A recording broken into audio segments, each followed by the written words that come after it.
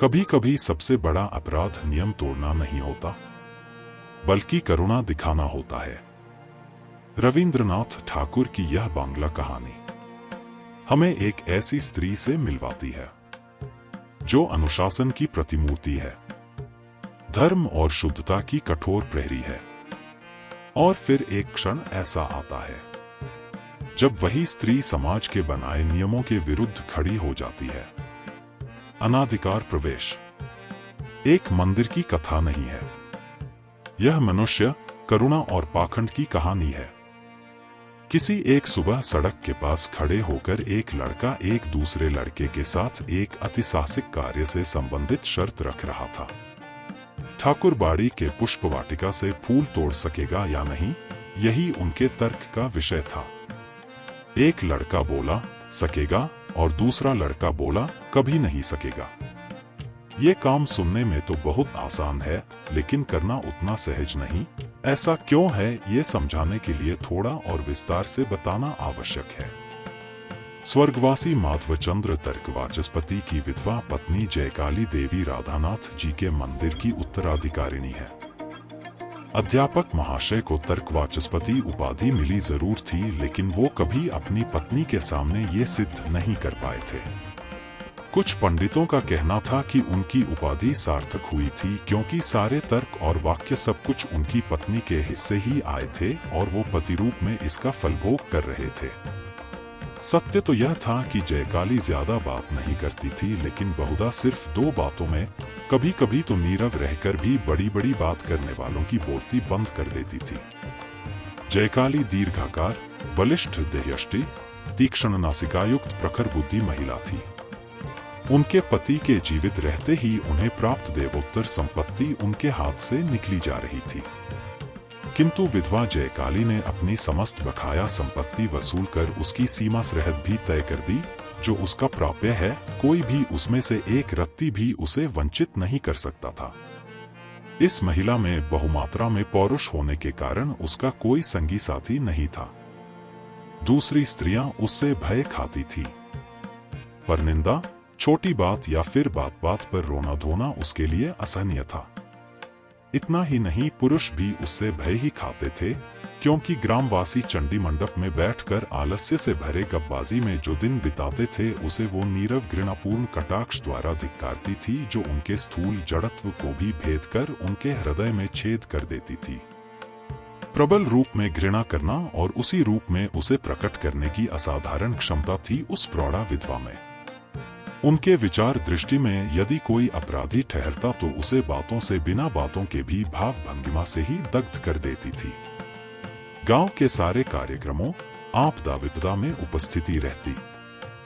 हर जगह वो अपने लिए एक गौरवपूर्ण सर्वोच्च स्थान बिना चेष्टा के ही प्राप्त कर लेती थी। जहां भी उनकी उपस्थिति रहेगी, सबके बीच उन्हें ही प्रधान पद मिलेगा। इस विषय में न उनको और न ही दूसरों को कोई संदेह रहता। रोगी सेवा में सिद्धहस्त थी, लेकिन रोगी उनसे यमराज की भांति डरता। रोग मुक्त होने के लिए नियम पालन में लेशमात्र भी उल्लंघन जयकाली देवी की क्रोधाग्नि रोगी के बुखार से भी अधिक तप्त कर देती थी। दीर्घाकार ये महिला गांव के मस्तक पर विधाता के कठोर नियमदंड की तरह सदैव उपस्थित रहती। कोई उनकी अवहेलना नहीं कर सकता था और न ही उनसे प्रेम करता था। गांव के प्रत्येक व्यक्ति से उनका योग सूत्र था, लेकिन फिर भी उनके जैसी एकाकी महिला और कोई नहीं थी। जयकाली देवी निसंतान थी।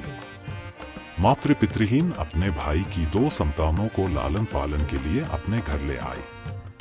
घर में कोई पुरुष अभिभावक न होने के कारण उन दोनों पर कड़ा अनुशासन नहीं था और स्नेहांत बुआ के प्रेम से दोनों बिगड़ते जा रहे हैं, ऐसी बात कोई नहीं कह सकता था। उन दोनों में से बड़े की उम्र 18 वर्ष थी।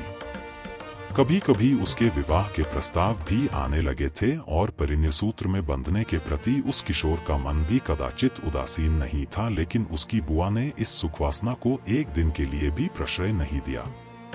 अन्य महिलाओं की भांति किशोर नवदंपत्ति के नव प्रेमोद्गम दृश्य उनकी कल्पना में बहुत उपभोग्य, मनोरम जैसा कुछ नहीं था।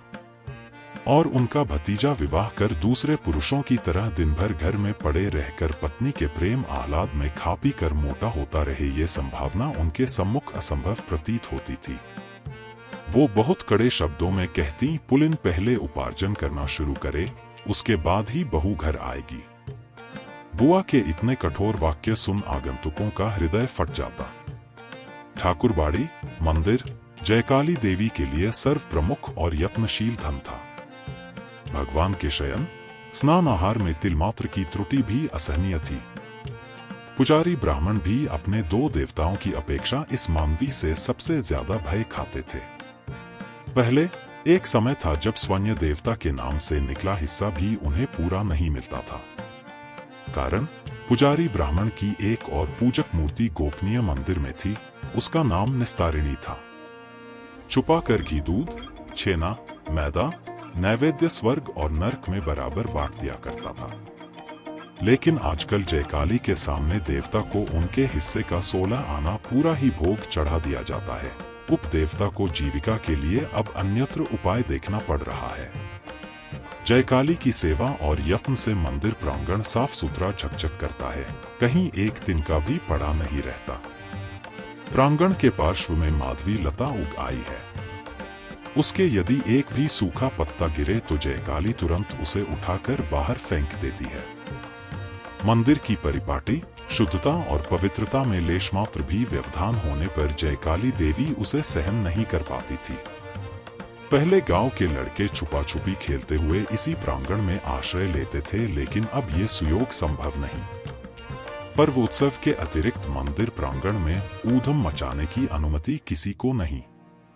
कभी कभी बकरी शावक भी घुस आते थे पौधे लता पत्ता खाकर अपनी भूख मिटाने के लिए, लेकिन अब यहाँ पांव धरने पर दंड प्रहार खाकर मिमियाते हुए भागना पड़ता है। अनाचारी व्यक्ति चाहे वो परम आत्मीय संबंधी ही क्यों न हो, उसका मंदिर प्रांगण में प्रवेश नहीं हो सकता था।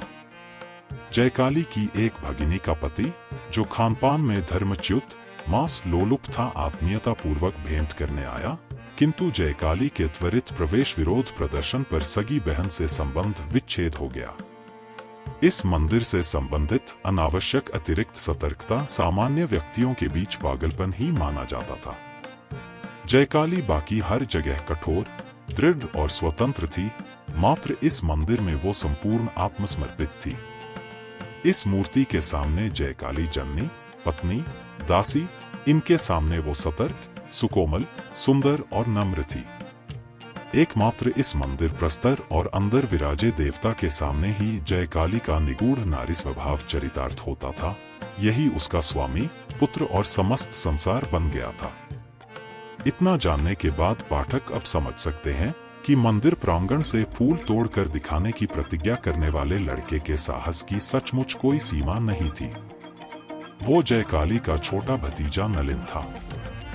वो अपनी बुआ को बहुत अच्छी तरह जानता है, फिर भी उसकी दुर्दांत प्रकृति बुआ के अनुशासन के वश में नहीं आई। जहां भी विपदा हो उसका आकर्षण भी वहीं होता, और जहां अनुशासन वहीं उसका मन उसे लंघित करने को चंचल हो उठता। जनश्रुति है, नलिन की बुआ भी अपने बाल्यकाल में उसी के स्वभाव की अभिरूप थी। जयकाली उस समय मातृ स्नेह मिश्रित भक्ति भाव सहित देवता की ओर दृष्टि टिकाए दालान में बैठकर माला जाप कर रही थी। लड़का दबे पांव चुपचाप पीछे से आकर माधवी लता के नीचे खड़ा हो गया। देखा, निचली शाखाओं के फूल देवता को चढ़ाने के लिए तोड़ लिए गए हैं। तब बहुत ही धीरे धीरे सावधानी से मंच पर चढ़ गया। ऊंची डाल पर छोटी छोटी कलियां लगी हुई थीं, उन्हें ही तोड़ने के लिए उसने अपने शरीर और बाहों को ऊपर उठाना शुरू ही किया था कि जीर्ण मंच मचमच की आवाज के साथ टूटकर टुकड़े हो गया। मंच से झूलती लताएं और नलिन दोनों ही एक साथ भूमिसात हो गए। जयकाली दौड़कर आई और अपने भतीजे के कांड की दर्शक बनी। जोर से उसकी बाह पकड़ उसे जमीन से उठाया।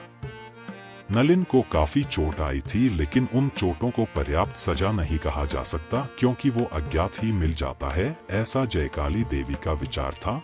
इसलिए उस चोटिल लड़के पर बुआ की कठोर मुष्टि का प्रहार भी पड़ने लगा। लड़के की आंख से एक बूंद आंसू नहीं टपका तब उसे खींचते हुए एक कमरे में लाकर बंद कर दिया गया। इतना ही नहीं, आज शाम का नाश्ता भी न देने का आदेश हो गया। खाना बंद होने का आदेश सुन दासी लीलावती छलछलाती आंखों के साथ बच्चे को क्षमा कर देने का अनुरोध करने लगी, किंतु जयकाली का मन नहीं पसीजा।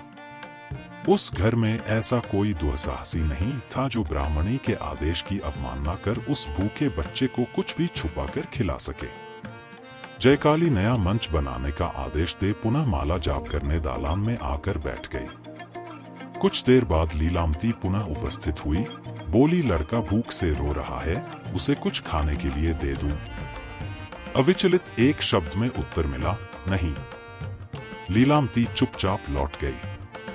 पास ही एक कमरे में बंद नलिन के रोने का करुण स्वर धीरे धीरे क्रोध गर्जना में परिवर्तित होने लगा। अंत में बहुत देर बाद उसका कातर रुद्ध कंठस्वर माला जपती हुई बुआ के कान तक पहुंचा।